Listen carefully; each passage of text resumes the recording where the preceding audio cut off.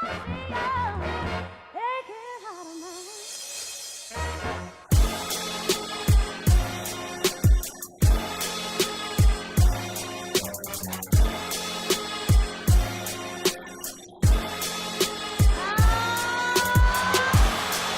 have a timeout. Decide not to use it. Curry, way downtown. Bang! Bang! Oh, what a shot from Curry! With 0.6 of a second remaining. Yo, what's up, everybody? This is the Outlet Pass Podcast, Episode 6. I am your resident JT McConnell. Yes, still your homie's homie, even though he's in Minnesota, still supporting. And more importantly, my real name, Justin DiVirgilio. And another man I'm supporting that's trading in Minnesota, Robert Covington, Rocco, because he has put up 2 more points per game at 13.1, taking more threes, making more threes. The defense has increased in Minnesota. So for all the Covington haters, can you really explain how he's bad? Don, I just don't understand. Let me just introduce my co-host and great friend up in Boston, and I need him to answer that question for me. Can you speak for the Covington haters, Don? The Covington haters out there. Listen, points, that was butter. That was the extra. The points that Covington adds was just an extra thing that was an element to him. He was a first-team all-defensive savage. He was a savage. He leads the league in steals, or what does he do? Per game, correct? Per game, he leads the league in steals? Something like that. And deflections, he's always at the top of the league. The kid can do it. The shot's extra, don't get me wrong. And he's taking the shots. I love that the Timberwolves are giving him the green light to take them. So good for him. He's always had the unwavering confidence. But at least the only good part about Robert Covington no longer being here is not having to hear unintelligent, fair weather fans bitch about Robert Covington. Can we agree on that? Fans are frustrating. We know how Philly fans are. They're friggin' brutal when it comes to their support for a player. If the player has a bad night, well, you know how that goes. But he couldn't give it every night on the offensive end. But guess what? He always did, the defensive end. And as a Philly fan, we were supposed to appreciate that. Us real fans appreciate that. The hustle, the glue guy in us love that. The hustle play, because that's what we could do. We may not be able to hit the 3 every play, but we could give you what we can on defense. And that's why we liked him. You know what I'm saying? 100%. And since you talked about support and supporting Philly players, it's been odd the amount of support Markelle Fultz has garnered, although his situation is not entirely clear. And yet, another turn. It's kind of like a ride down Wildwood, the little small roller coasters, the ones that turn mad quick, like every 10 feet. Mm. Yet another one. Now his wrist is hurt. I believe he's traveling with the team. He's sitting on the bench playing cheerleader. And he's getting a shoulder exam midweek. So probably sometime, maybe yesterday, recording on Thursday night, he has gotten it, and he's not playing until they find out what's wrong with him. Because about a year and a half has gone by, and nobody knows what the fuck is wrong with him. And it's, again, I'm losing my patience. As much as I love his upside and talent, I just would like to know what's wrong. And no one can tell anybody. It's just a mystery. It's just.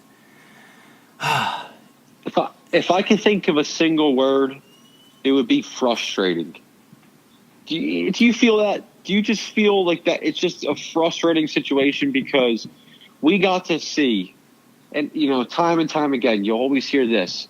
The first words that come out of Markelle Fultz's mouth, if it's not about his shot, it's Jason Tatum. But guess what? Jason Tatum ain't doing the hottest right now. We know he'll be a great player. Markelle can't even give us the shot confidence, the minutes, but the minutes aren't meaningful. He's not going. When he's on the court, the Sixers are terrible. Him and Ben on the court together, they're terrible.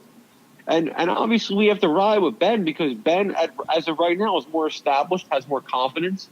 So Markelle, the role doesn't suit you right now. And it sucks to say because as Sixers fans, we've ride with our dogs. We try to at least. Yeah. He was the first overall pick. I've never seen a player that we tried to boost their confidence more. The dude hits a 3. We go nuts. Remember the dude hit the layup when his first point's back, coming back in his first game? You would have thought he hit a game-timing 3 to go to overtime. the way he scored that bucket and the support we gave him. So when people come out and say he asked for a trade, I think that's actually smoke, Just. What do you think? Define the way you're using smoke. I think I shouldn't use smoke ever because the kids these days use smoke for everything. No, smoke is for one term. Smoke is for in terms of in the eyes of a media. In the terms of a media, like it was like a smoke screen. Like it was just something that I should have said smoke screen. In terms of Fultz wants to get traded. Well, was that you saying that, or is there a GM out there or a media guy out there maybe looking for a story, or a GM guy looking to maybe trying to buy low? I don't see the GM as much, but maybe the media is just fishing for a story. But it's frustrating to see because apparently, Jimmy Butler said he's in their corner, as a teammate should say. That's what a teammate should say. Well, interesting you brought up. Sorry to cut you off, but interesting you brought up the GM because another report came out this year that not this year, in the past week or so, is that no GMs believe they can get a first round pick for Fultz. So I can see why he would want to trade because. Like him, if that report is true that him or his camp requested a trade, that tells me, and the more stuff he does tells me that it's mental. Because why would he want to leave? Yeah. Just because you play, say he gets traded to the Suns, just because you're in Phoenix doesn't mean your shoulder is going to be better or your wrist. Yeah. So, and it's crazy. We both talked to little Anthony with this week. We're not going to say his last name or anything because we don't want to blow him off. But we both had a conversation with him, and he said it appears that not much has changed, and he doesn't have that much leverage anyway. What leverage does he have? None. He said they embrace him, but at the moment it doesn't look like he's like a problem. He's not he doesn't appear to be a problem in the locker room. And that's like a big deal to obviously a lot of teams. And if he was, then Elton Brand would have to ship him out. But I don't see that that's the issue right now. Yeah, we don't even know. Excuse me, if he's even coming to play back with the team this season. It's just frustrating, and until we find out the truth, I believe this story is going to keep going. I think, say after this exam with his shoulder something is wrong. I don't really believe it anyway. I'm skeptical. Is that so? Then he doesn't travel with the team anymore. Leave him alone. Take him away from the team. Because the more that he's with the team, the more people are going to bring up, oh, he just looks like a cheerleader. Oh, he just looks like that. So you can't have that happening, especially with the way the Sixers are playing right now. They really picked it up. And especially at home, even though he played really well at home, the Sixers only have one loss at home. And they lost their first game to the Cleveland Cavaliers Friday night, which was an abysmal game. I thought they were going to lose against the Pelicans, but they barely won that game. Did you watch the Friday night game? It was frustrating to see them lose to the Cavaliers. The Cavs just shot the lights out, pretty much.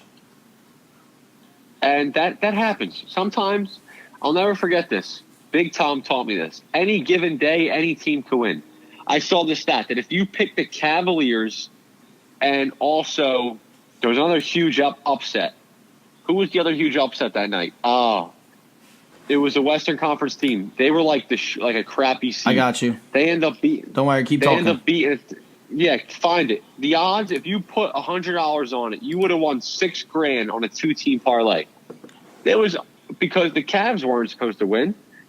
Cavs were not supposed to win that game. Jamal Crawford hit that go-ahead jumper with 0.8 seconds left. There it is. Who was it against? The Bucks.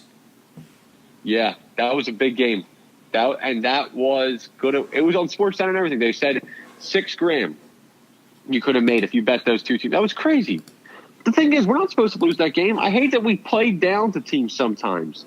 It's frustrating to see. Pretty much the whole year. I understand. It's an 82-game season, and I understand that. But, if we really were trying to win that game, we would have put guys out there for 40 minutes. But that's not really what we're trying to do right now. I don't want to run guys through the ground. I was happy with the Sunday numbers. Or what was it? Well, not Sunday. What was the Hold game? on. Monday? We're not going away I'm from the crazy Cavs right now. game real quick because we had to bring up a conspiracy theory among Sixers hit me Twitter. with You already know what I'm talking about. We got that petition out there. Did you sign it? No, I didn't sign You it. signed that Benny petition? Dimes. No. Why would I sign that? Because Ben's got me feeling some type of way about that. He played more aggressive Friday night, though. Why do you think he did that? Because he was showing off for his girl. Well, he got to play like his girl's courtside every night. Kendall was there. It was crazy. Michael, Sixers owner, or at least, part owner of the Sixers, Michael Rubin's daughter was sitting next to Kendall Jenner. And I thought it was pretty cool. 14-year-old kid, I think she is, or 15, sitting next to Kendall Jenner. Girl's got 100 million followers. Yeah. Like you spoke of this petition. By Monday night, it's obviously like Thursday, like I said, and this article's from the 26th of November, so that's 3 days ago. It had 900 signatures. No, 7,900 signatures. Wow, they want to get her and out. some people started a GoFundMe. People are like serious. Because they want to attribute to the Kardashian Kurse, because a lot, like 3 out of the 5 sisters have dated athletes, but they never really dated the best athletes except one of them. And Khloe dated James Harden, and he was still good that year, but he wasn't amazing. Then the next year he became amazing, and then the next year he won the MVP. So you can only say that the Kardashian Kurse is with that one. I don't think this one is it, because she's actually very private with her life, as private as she can be. So I just think that's a reach. As she can be with that camera on. I think it's a reach. I think it's a solid reach. It's pretty much the. I'm shocked. Yeah. I'm shocked he went back to her though. Not gonna lie. Oh. I didn't see that coming from him. Oh no. Nah, she started liking his photos again. I'm gonna tell you something about Ben this week. Again, late on me. Me and Kiara sat down and watched his One and Done documentary. It's a long time coming that I didn't watch great that documentary. one. Was it HBO Showtime. or Showtime did it? Showtime. Showtime did it. Yeah, Kiara just got back. Showtime did it. And we watched half of it together, and then we stopped because we had to go to bed. I had a lot going on the next day. Then I watched it yesterday while she was at work before I went to my second class. And I sat there, and I literally didn't know who Sean Tribe was. You see the dude Sean Tribe that's always in his Instagram stories? I don't really watch too many certain stories. I'll watch a couple pictures, and then I'll just click really fast. So I don't know. Well, Ben posts about him often, and that's his brother, because his mom had 4 children prior to Ben and his sister Liv. Liv is the one who's real outspoken. She gets kind of nuts. In Ben's past, when Ben was out and Ben and her must have had a feud, she's bipolar, and she said something about I played just the same amount of games as Ben Simmons did in the NBA and all these things. She was it was bad. Him and her didn't get along. Yeah. And they talked about how the relationship's wild. But it also talked about Ben when he was in high school. They started this thing in high school. While he was at Montverde, they were filming him. Mm-hmm. Isn't that crazy? You're telling me this dude, before he even played a game at college, had the film on him at his high school because he was that damn good. That's crazy. They follow him for that long. I thought you were gonna say something some amazing revelation. Kids have been. Well, the revelation I had was I realized how fucking little Ben Simmons cared about college, which was a shame. And I got that to a certain extent that they didn't even go to the NIT tournament or whatever. But he literally dropped out of college. Yeah, I mean, and he knew the game. He didn't go to class the second semester because there's a rule that you at least need to have a 1.8 the first semester to be eligible for the second. So he dropped out. He didn't go to class the second semester. It's not that he dropped out. He just didn't go to class. I wouldn't either. So he failed it because he understood he was going to be a one and done. Yeah. And he complained the whole time about how the NCAA makes so much money on these kids and he has no money. He had on a week he spent $140 out of $190 at Walmart, and he had $50 rest for the week. And he was saying, I gotta take pictures with these people. Yeah. I gotta do all these things, but why do I gotta do this? I'm in college. I understand in the NBA it's my job. I get paid to do that, but in college I don't get paid. He said, I only got $190 a week for, I live off of. He said, And the NCAA is making all this money, and now we're in this game where we're seeing Zion do what he does, and Duke's making all this money. NCAA is making all this money. Sports Center is covering it left and right. There's dunks all over the place. I had my kid I work with in work today say, "Yo, show me those Zion dunks." That's how it is with that kid. Is he the best player in the draft? Is he going to be the number 1 overall pick? I said, I still don't know. I said, I don't know. It might be him or R.J. Barrett, but I said, I don't know. But I'll tell you this. College must be loving it right now. And I realized that from the whole Ben Simmons thing. The college it's just a money-making machine. It's crazy. We're not even college guys like that. We like the NBA. We're NBA guys. I watch college for the NBA. Yeah, for the NBA. Yeah, those guys that are going to make it. Those guys that are coming in and out, or those real star players are going to watch. But I don't give a shit about a second-year dude that's probably going to have to play 4 years. Why am I going to follow him? Because his team probably ain't that relevant. I'm going to watch the dudes that are one and done. Yeah, unless Buddy Hield, or we're going to have Buddy Hield again. Yeah, he was a 3-year Frank player. Mason, whatever. Or Kuzma. But I didn't even know who Kuzma was. I was saying guys that were good who've been in school for a couple of years. DeAndre, well, he's not really amazing. People won't even know DeAndre Bembry, but he went to St. Joe's. He's on the Hawks now. It's actually a pretty decent player. I think second or third year. But that's besides what we were talking about. I can't believe you just watched that documentary. The documentary is awesome. But yeah, it's a year and a half. It's like a year and a half overdue. Yeah, 100%. Especially as much as you love to slurp Ben Simmons. Slurp. I can't believe it. You know how I feel about him. And I got to see him in a personal setting, which was nice. Yeah. You know how he balls. It was nice to see him. I know. He loves Sour Patches, which is classic. Because that's become one of my favorite candies, which is I think pretty funny. I think that means you guys should just write each other's vows. But I'm done with that. I'm getting on that Dwight Howard tip right now. Yep. Gotta stop. No, chill. Chill. You didn't even whatever, man. We didn't even want to do that. You didn't want to do about not doing that. You didn't want to talk about Dwight Howard. I just think it's crazy that Dwight Howard is now only relevant for liking sex parties and transsexuals. He hasn't been relevant for basketball for about 4 or 5 years now, even though he's been in the league, which is crazy. But I know you. Yeah, I mean, you don't really want to talk about that. I know that. Yeah, we don't want to talk about much. Stop but I will saying say we. one thing. We, because I want to talk about one thing together. We're not French. That man, ooh, that's a Nico line. Shout out to Nico. In 2009, that man could ball. That dude was That dude led an Orlando Magic team that had a bunch of 3-point shooters and him to face off the Lakers in the championship, and we know how that went. Lakers obviously won it. Yeah, they lost in 5 games. But to get there, that type of team right now, I don't know we'll be able to get there in these, especially with the team we have. No, especially with the way the Sixers are going and just the big amount of impact that Jimmy Buckets has made in his short time in 10 games with the Sixers. He has 2 game-winning shots in 8 days, 1 in Charlotte and 1 in Brooklyn with the identical move. We posted on the Outlet Pass Podcast Instagram at the Outlet Pass Podcast the Brooklyn shot from the sideline where apparently somebody on the defense said it, but I believe it was a fan from the sideline said step back going right. I thought it was a fan as well. So yep. That's what he did in Brooklyn. And I have an interesting stat for you. The Sixers have tied for the most games that enter the clutch time, which means the game is within 5 points in the last 5 minutes with 14 such games. So having a guy like Jimmy Butler is huge. Humongous. But that's too many. That is too many. But that's too many. And that's not good. That's got to be addressed. Okay, now I disagree with that.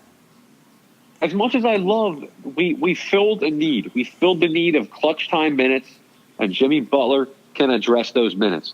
But guess what? How about we not get ourselves into those minutes as often as we do? We should be able to close out games with our stars. Ben Simmons and Joel Embiid should be able, and Redick should be able to take over a fourth quarter and say, you know what, Butler, you just worry about our defense right now. You make a couple clutch shots, and Embiid and Redick are going to make those buckets because those are the guys you lean on in the fourth quarter. Let's be real. When we look at the fourth quarter, we lean on Embiid and Redick. And their two-man game.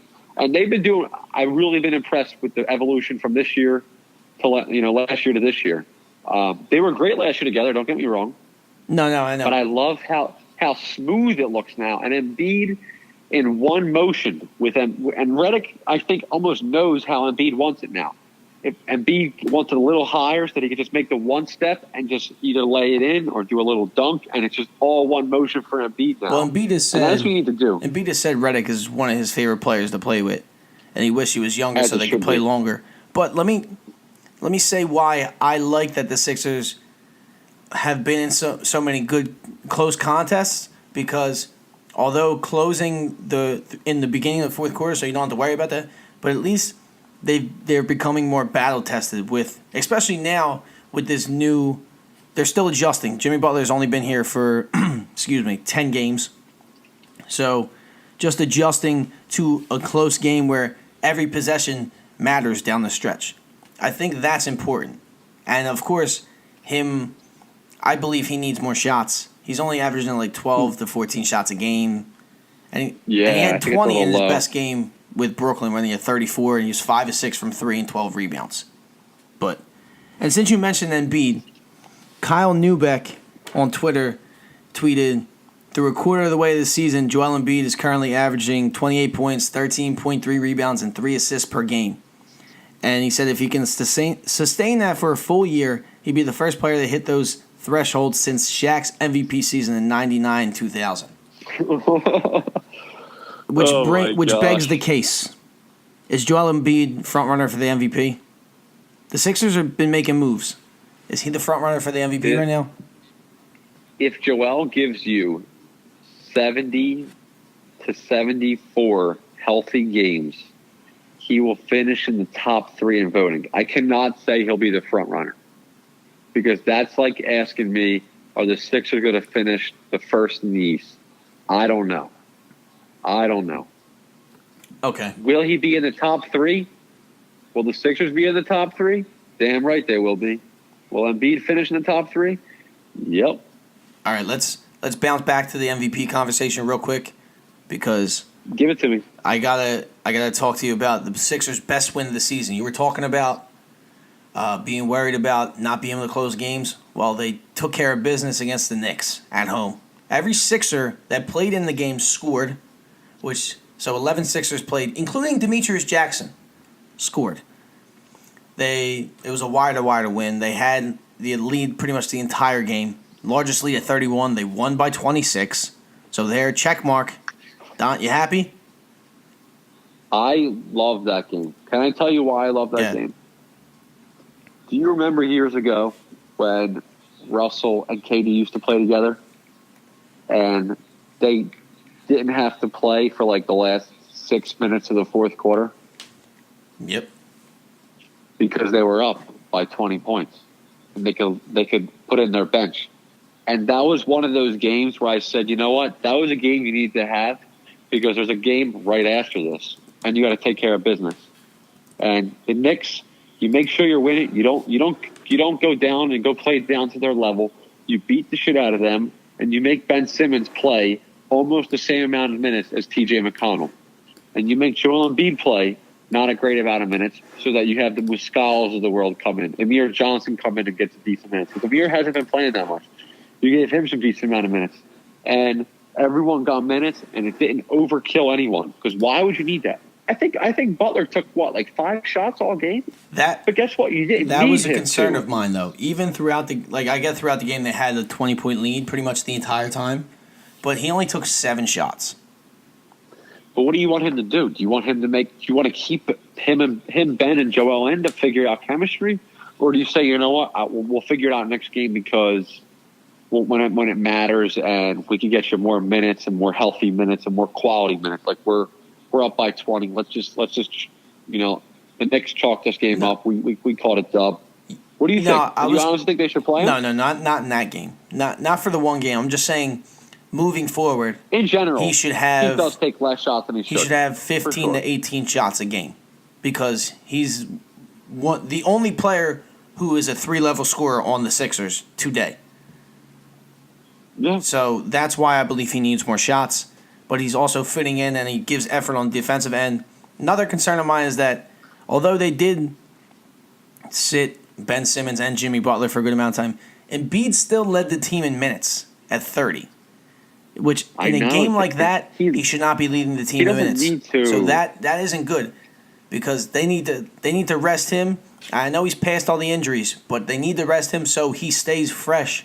Even though he has been fresh, he was only hurt. He missed like 10 games last year maybe. And then I'm glad they rested Jimmy Butler because Tom Thibodeau has really ran him into the ground. So, but the thing is with Embiid, he wants to be able to say, I'm getting those minutes too. Like put that respect on my name. I'm doing that. But he finishes the game with more minutes than Ben Simmons every night, and Ben Simmons was always averaging the whole year. I love that Embiid has that chip on the shoulder. It's awesome. He wants that is why I like it. I love him. You just said you loved him. Philly loves him, but we have the best trio in the Eastern Conference today. And guess what you got to do with great trios, especially when you blow out teams? Take a page out of the Spurs book. Maybe not sit guys, but play them underneath their minutes when they start blowing teams out. That's what you do in the NBA because it's a grueling season. You're gonna that is where they can't fall down the teams though. If they start playing down the team's level, then they got to stay in some games they shouldn't even have any business being in. It should have just took care of it. If they can keep doing what they did to the Knicks, then that'll be beneficial for everyone in the Sixers. Yeah, that's from top to bottom. That's one of the things that Brett Brown has to work on is distributing minutes when the team clearly has a hold on the game like they did. And that was the first game they really had a hold on all year. So I can't really jump down Brett Brown's throat like that. And they're still working in the offense with Embiid, Butler, and Simmons all on the floor at the same time. So that's the extent I have with that. But one thing all year with us is we've been able to have leads. And that's one thing that we really haven't addressed. We do get leads often. We do get double-digit leads. And then we let teams creep back in. And I understand, in the whole NBA, it's a game of runs, and that'll always happen. Just like tonight, I watched the Raptors and the Warriors play. The Raptors were up by over 10 points. The Warriors creep back in. They had the second-best player in the world, KD, make buckets down the stretch and got them in the game and forced them to overtime. It's a game that doesn't need to be had. If you're up by 14 going into the fourth quarter or whatever it was, you should be able to close out that game. I agree. And now you got to force Kawhi Leonard to play 40-plus minutes. Well, guess what? He's got a game in 2 days that he's got to go travel for. Play a game home tonight, but he's got to go travel somewhere else now. Well, he'll obviously rehab his body, but some games are more grueling than others because that game tonight. You ask a lot of you playing the Warriors. Yeah, that game tonight is a possible finals preview.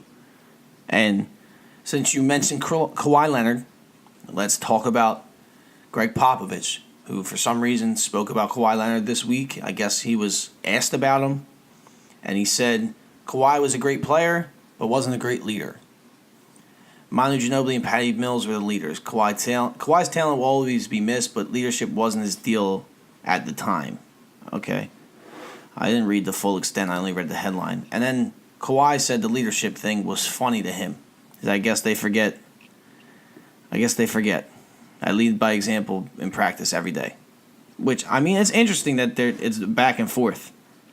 That even, this is the first time that we're seeing a player that left Pop. Well, this is the first time a player really wanted to leave Popovich.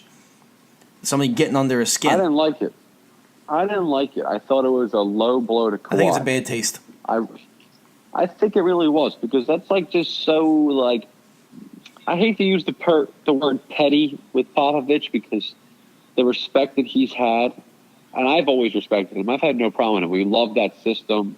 We think it's awesome. It lets guys even us type of players be able to fit in his system if we have the mindset. And obviously I can't ball to that nature, but you know what I'm saying. But so I watched the game tonight with a real Raptors fan. He's a Canadian guy. He listens to every podcast. A little shout out to him. I really appreciate it. He knows that though. He's a true listener of everyone. We've discussed a lot of critics, and I asked him tonight. I said, "What do you want me to say after tonight's win?" He said, the best thing DeMar DeRozan has ever done for the Raptors was be good enough to trade for Kawhi Leonard. And I said, wait, did you just say, can you say that again for me? Because, like, I want to make sure that I heard it right, because that was so spot on that I was just like, I couldn't even handle it. Like, I couldn't handle how much I was like, damn. The Raptors were the first seed in the East last year with DeRozan. Great team. They were even better with Kawhi Leonard. The dude just was forcing Kevin Durant to screw up, was forcing Kevin Durant into tough shots. Don't get me wrong. Kevin Durant got 51 tonight. Yeah. So he's the third Warrior this year to get over 50 points.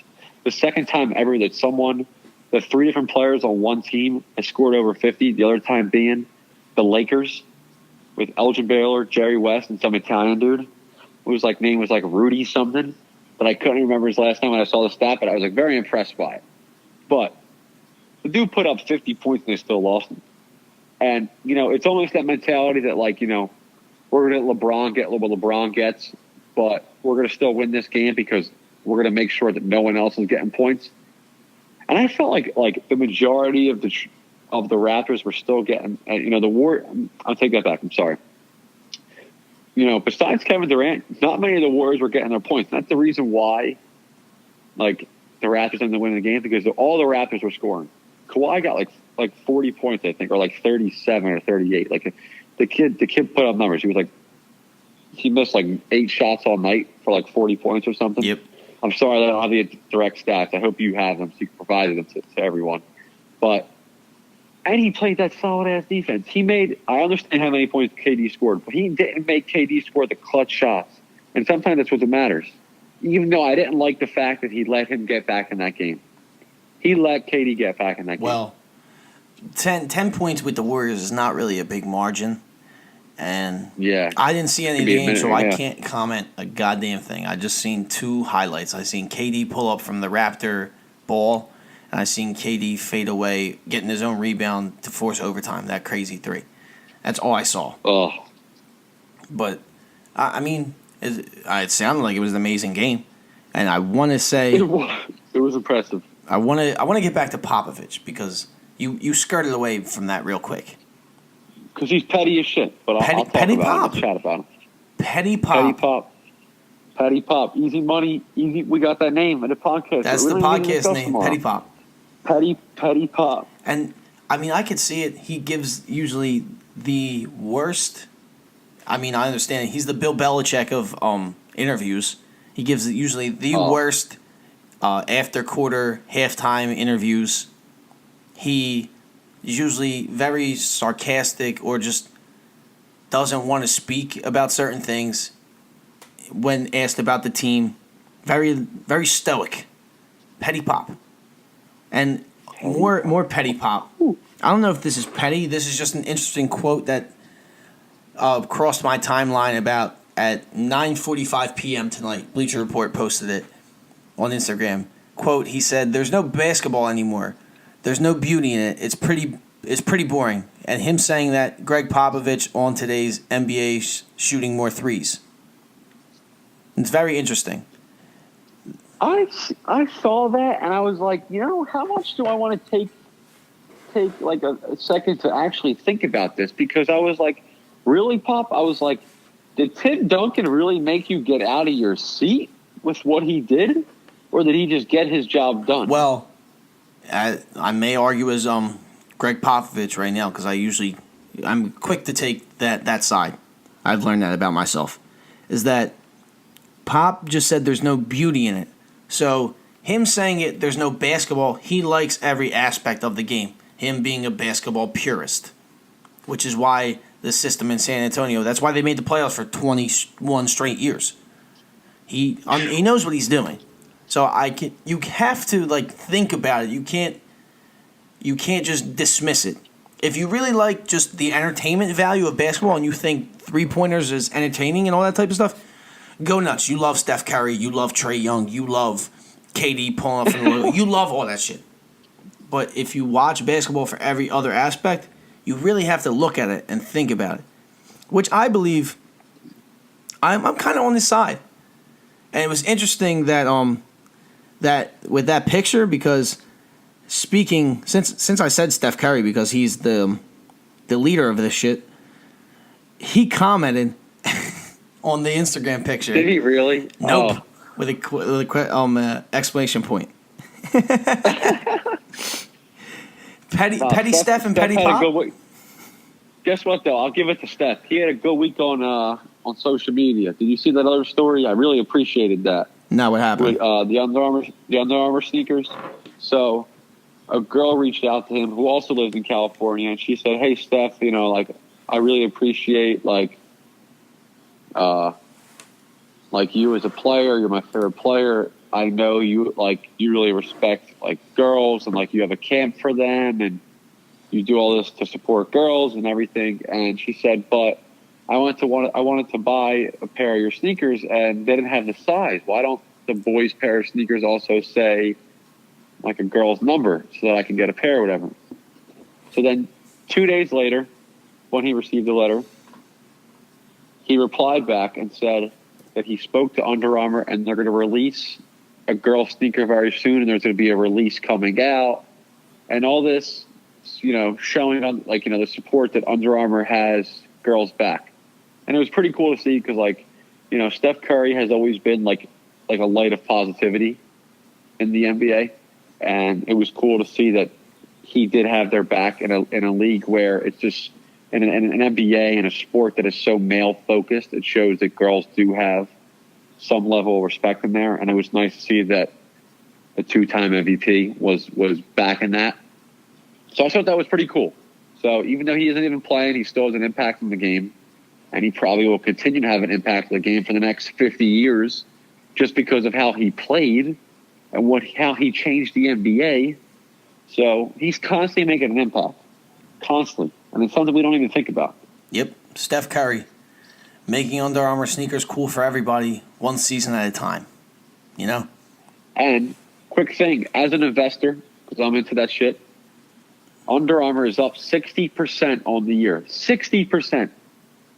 I don't know if that's all about Steph. It obviously isn't all about Steph because it only makes up so much of the numbers. No, because they have Bryce Harper and Tom Brady. It's cool to see Under Armour doing well. Yeah. So. But it's cool. It's cool to see them do well again. We're slowly getting there. You know who else is trying to make a sneaker brand cool again? Kawhi Leonard. Oh, his New Balances. Oh, he is. He signed a multi-year. I saw you on your tip. Yeah, signed a multi-year endorsement deal with New Balance. He's the face of New Balance basketball. I was on the Kawhi Leonard tip today on the subway. I posted on the Outlet Pass podcast Instagram story. Yet another shameless plug at the Outlet Pass podcast. Go follow that. I go follow it. I think it's interesting because he's the biggest name with New Balance because he's following Darius Baisley. I don't know if you heard about this kid, a Syracuse recruit who opted to forego college to work toward the 2019 NBA draft is interning for New Balance. So New Balance is making some chess moves. Interning. Interesting. Is this guy supposed to be a legitimate baller in the league? I didn't see too much about him, but I know he is working for New Balance. He's getting a $1 million internship. Where is internship at? I'm looking for one. I got $12 an hour on my internship, and I was lucky I got that. Oh man.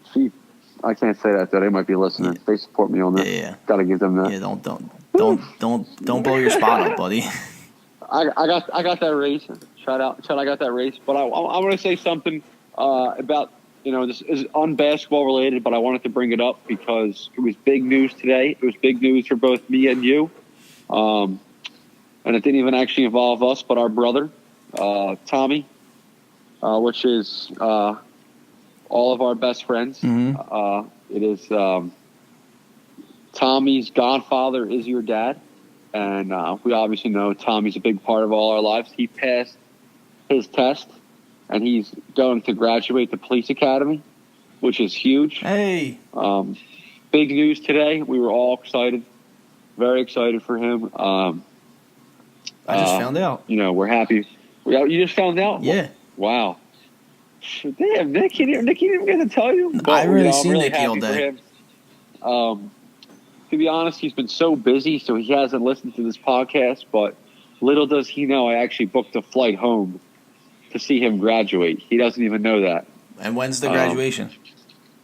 The graduation is December 14th. I fly home on the 13th. And now, what if he listens to the podcast that drops this podcast before? If he listens to this podcast, he's blow your spot up. No, it's all right, because that'll make me more excited that he's been supporting my stuff, and supporting your stuff, and listening to it. So, but he knows how proud I am of him. Yeah, shout out to Tommy. Lifelong dream finally fulfilled. And since you spoke about the support we have for him, the support he has for us, you have some friends up in Boston that support us, and we got to talk about their Celtics because we got it. Brad Stevens made an interesting comment after Monday night's win against the Pelicans. Is that the team's starting lineup is always in flux, which, I believe is. He's not wrong to do it because Jaylen Brown has struggled mightily this season so far, and he's hurt right now. Yeah. So, what's the reception up there? You're around it. What's the feeling around the town about the Celtics and how they're doing? So I said to them, I said, listen, give me what's going on. The first thing they said was kind of funny. They were like, oh, well, Kyrie's got to get off his Michael Jackson tip and stop worrying about doing those like crazy leans that he was doing and worried about getting buckets. But I said, all right, for real though, like all said and done, like what's the deal? They said, Jaylen hasn't been playing that well. But first thing I said, right before they could say anything else, I said, but Jaylen is one of those guys, even though he acts like he's all tough, you need to kind of cater to him and, and hold him and say, all right, like Jaylen, you're going to get your minutes, or we're going to get this together better. But and someone said, oh, if you want to make sure to you take care of Jaylen a little bit, then put Tatum on the bench. I was like, how you go do that when Tatum is probably a better player than Jaylen? They were like, oh, well, Tatum might be able to handle it better. But what does that even mean? I don't even know how you put that lineup together. I still don't know what the five needs to be. Now they're talking about Hayward isn't shooting the ball enough and be more selfish, but Hayward doesn't have the mindset that he thinks he can get those buckets quite yet. Well, and I don't know where the pieces, because there could be a lot of pieces, but if they all don't fit together, then that don't mean shit. Well, a lot of people, they have the ball. A lot of guys on that team demand the ball. And this is interesting with Kyrie Irving being in a contract year. This is going to be really the measure of if they're going to re-sign him or not, because they don't have to.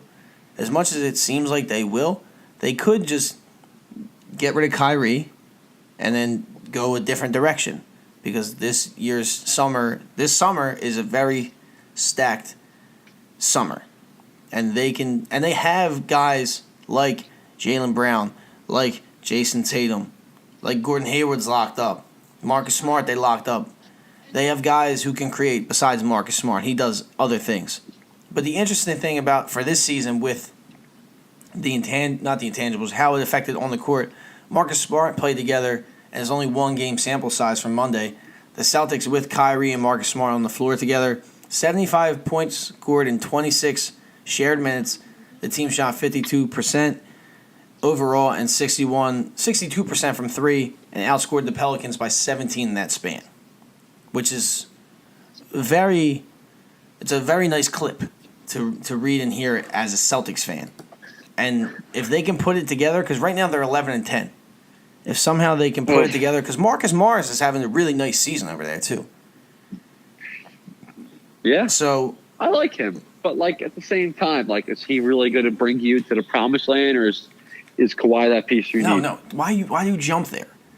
I know you're. What do you want me to do? No, you're smarter than that. That's why.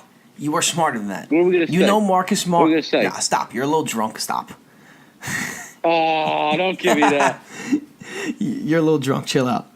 Marcus Morris is a piece that you need. He's part of the team. He's not the guy. Morris? Oh, I didn't even talk about Morris. I said smart. I said smart. No. Well, he's a piece too. But I'm saying Morris. Oh. No, I'm saying Marcus Morris. I switched Marcus. He does his job. Sorry.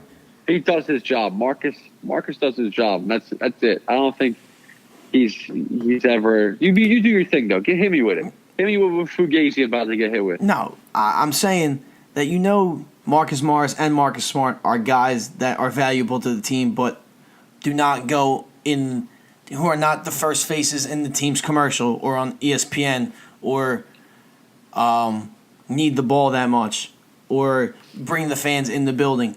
But that's what gets the coaches, the players, the fans to love what they do on the court because they are team guys. That's all I'm saying. So it's not Fugazi. Oh, I agree. It's 100% truth. I agree. I'm bringing it like number 34. Truth. Oh, I can't believe you just slid Paulie in there like that. I had to. Oh, I can't stand his commentary, dude. His commentary. He's Chauncey is just so much better than him. It's just, Chauncey and Jalen are way better. Oh, come on. Chauncey and Jalen are way better. It's funny, they all played for the Eastern Conference. They all got fucking got called buckets on by Kobe, so well, they all got a lot of work. People have gotten work from Kobe. A lot of people. We have still yet to put up a Kobe post, and I thought we would have did it by now. Well, I'm pretty sure you're more of a Kobe guy than I am. I am a Kobe guy, and I've been itching to put one up because I think so far it's been pretty well receptive what we put up on the Instagram. Kind of fun, trying to see what we can get out of it. It's all experimental. It's all we tried a couple things. We even brought up, I thought it was pretty cool, two what two guys in the league would brawl, like what would be the best brawl. Had some people reply on that. Somebody said Bledsoe and Smart. I thought that was pretty funny. Yeah. All right, enough of slurping your own dick because of your creative post. My God. Because no, you got to take your mouth off yourself. I hope your mom don't listen. I hope your mom don't listen. She definitely does. Oh, sorry, man. Sorry, Mom. You have to take your mouth off yours and put it on Luka Doncic because I know you want to talk about your boy. I can put it there. I know you want to talk about your boy. I can put it there. I can put it there. Come on, give me your love and appreciation for Luka. Did I not say he was going to be Rookie of the Year? Did I not say it? You said it. You definitely said it. I don't know if I was going to say that he was going to put up 20 points, 5 assists, and 4 rebounds. So let's see what his numbers are. Just 6 rebounds and 4 assists. Ooh. The thing is, it's crazy because I was watching. I'm like, damn, Luka, you ain't even that fast. You ain't even fast, but you just got the clinical moves of a basketball player. Notice they can't hand check him though, because if he got hand checked, he would not be able to make those shots. Yeah. So, but how do you counteract a guy like that, or do you just go let him do his thing because you really can't because of his size? But he's not fast. No, he's not fast at all. But he can get to his shot and he can make the difficult shots. I just think you have. We just watched him. Yeah. Did you see last night's highlights of him play? Yeah, against the Rockets. How many difficult shots did he make? I can count 3 or 4. I was like, dude. Well, you had the you're a baller. You had the 2 threes in the corner, the same exact spot, and then you had the 32-footer. So there's 3 shots. I'll take that all day from a rookie on a team that's 10-9, on a team that was drafting what? What did they draft? 2nd overall this year? They drafted 3rd. 3rd. For a team that's drafting 3rd overall, they're 10-9. No, they drafted 5th. Excuse me, they traded Trae Young for Trae Young, or traded for Luka. They did the switch, yeah. But what I want to every other team missed out on him. Well, I mean, only 2 teams passed on him. So it's shame on the Suns. Yeah, because DeAndre Ayton needs to get his left ankle checked out. That Darren Collison got that Who knew boy. Darren Collison still had the shakes? He snapped him. Oh. Yeah, that was really bad. And then Marvin Bagley has a bench role in Sacramento, which is fine because Sacramento's coming up. But I want to keep helping your boy out real quick.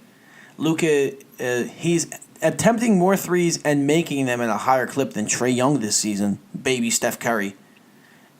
I like to call him. Nobody's ever called him that, I'm pretty sure. They compare him to him, but he's probably going to be Baby Steph. And he's averaging nearly as many rebounds as Marvin Bagley. It's just... And with that being said, the Mavericks are currently the 8th seed in the playoffs at 10-9.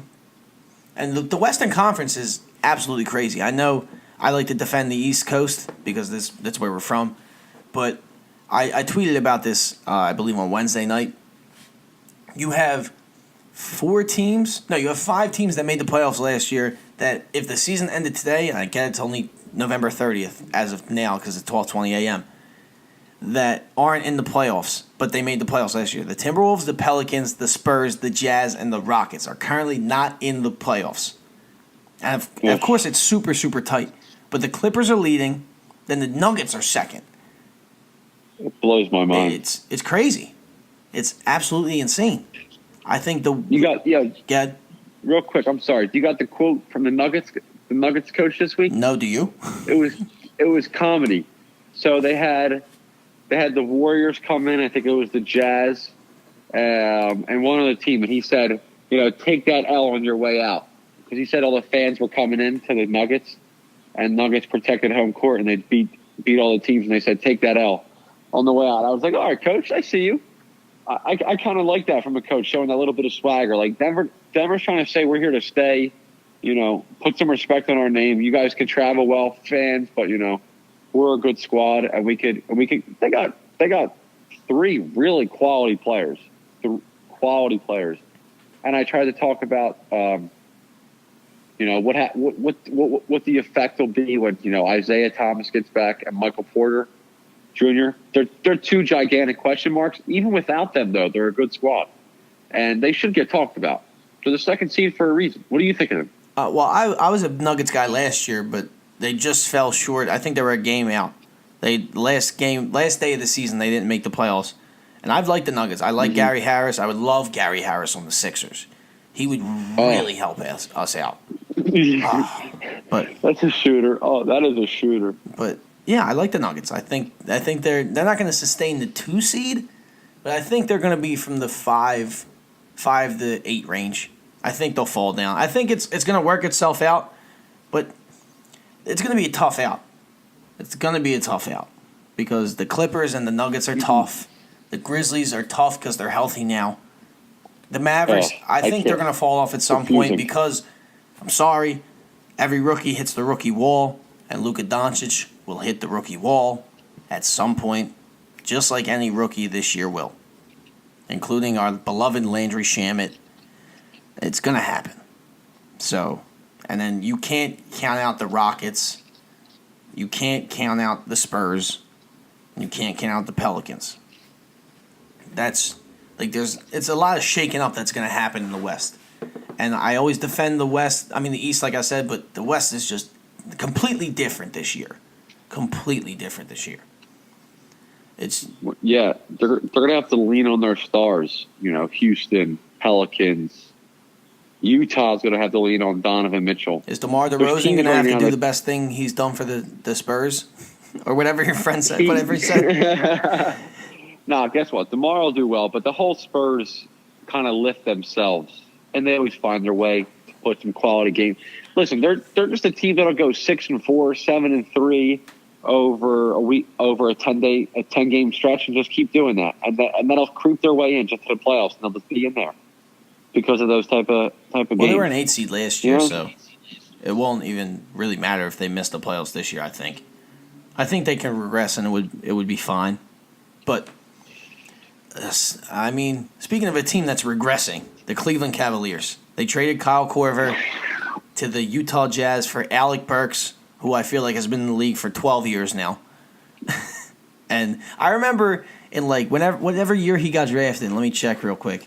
He was like the beginning of that college season, he was like the number 1 draft prospect, which was crazy. I remember not even hearing about him before. So that was a while ago. You know how ESPN, he's 27. You remember how ESPN rates certain guys? Oh, he's been in the league since 2011. Like, remember Perry Jones III?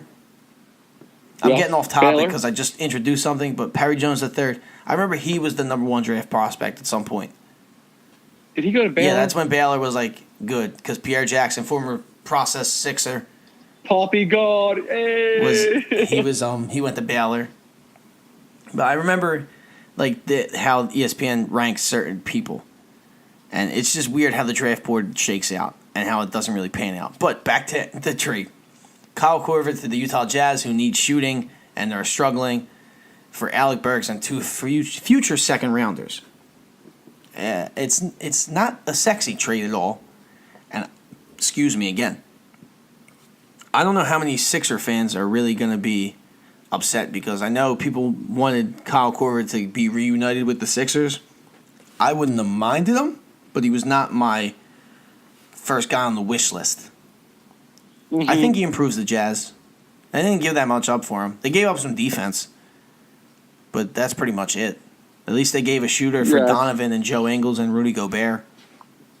Yeah, that's not good. I think that'll be a good addition. I mean, it would have been nice for other playoff contenders to get him, i.e. us, but, it didn't work out. It works for the Jazz. I think it'll give them a little bit of a boost, what they need. They can put up points. The Jazz can put up points. Well, Donovan's been struggling, so that's why they haven't. Yeah, but they can put them up. We know they can. Well, that's also the problem with the Jazz. I believe they wanted a veteran who's downright one of the best shooters in NBA history to come in and inject instant offense when he can off the bench, because they're led by a second-year player. And people forget, everybody fell in love with Donovan Mitchell last year, but he's in his second year. So you're going to see, he's going through a struggle. Another second-year player, Jason Tatum's going through some struggles. You forget that now they have a full season to really scout you. And maybe you're hitting some struggles for the first time you ever had at the highest level. It's just different. Mm-hmm. I believe the move is good, but it's not sexy. It's not super impactful. But it'll help them 100%. And I don't know if this is... doesn't get you out of your seat. Yeah, I don't know if this is Alec Burks' contract year, but Cleveland's definitely going to get rid of him. Cleveland's doing a rebuild, 100%. Oh, they got to go just wash. It's just a money thing. They were trying to get, picked out of it and be like, hey, I'll eat the contract or whatever the hell it is. Cavs did what they could with it. Ended so flat because we talked about the shitty Cavs. Shitty Cavs. The Cavs and the Jazz beat the friggin' Sixers though, so that left a bad taste in my mouth. If they lost to the Sixers, I would probably be like, oh, the Cavs, they'll be better next year when they get Zion. I might be a little more energetic about them, but they beat our Sixers, so I can't ride with them at least this week. Maybe next week. Maybe Colin Sexton does a couple things that I like. He's been doing better, but I can't ride with him right now. Can't ride with that squad. Got anything to plug, talk to the people about? Maybe something else to say about the NBA? Anything before we wrap up? No, I'm excited to finally end this friggin' semester so I can finally watch more basketball. It's been a tight window for me to watch. I caught basically the whole game tonight for the Raptors Warriors, but I just need to catch more Sixers too. I try to catch every highlight over the morning of the entire game and one of those short clips. But I want to see the turnovers. I want to see why we're still averaging 15 turnovers a night. And I don't want to end on a negative note, but we're a team that's built off, great defense, getting turnovers, deflections. So we should be, having less turnovers than the other team. But, we got to stop letting teams score on us. Once that happens, we're going to get buckets. We already getting buckets, but we're just going to get more buckets. Yeah, you should. We're going to finish as the number 1 or 2 seed team in the league, and that's what we're going to do. All right. You should get the NBC Sports app so you can watch the Sixers games on the app. I did, but they friggin' finessed me. They said I'm out of the area. That's trash. But I got the app and everything. They're trying to say I'm out of the area. I'm sick of that. That's trash. That is super duper trash. I got to watch this garbage-ass Celtics and shit. I don't like that unless I stream everything. But it's dumb trash. And before we get out of here, I just want to promote the Outlet Pass Podcast at the Outlet Pass Podcast on Instagram. You can check us out on SoundCloud, soundcloud.com/Justin DiVirgilio, or if you're on the app, just type in the Outlet Pass Podcast. It'll be the 5th thing on the search bar. When you check it out, you could check in the playlist, the playlist. And when you listen, give us a listen, share, tell a friend to tell a friend, post on Instagram, Twitter, Facebook, whatever socials you really like.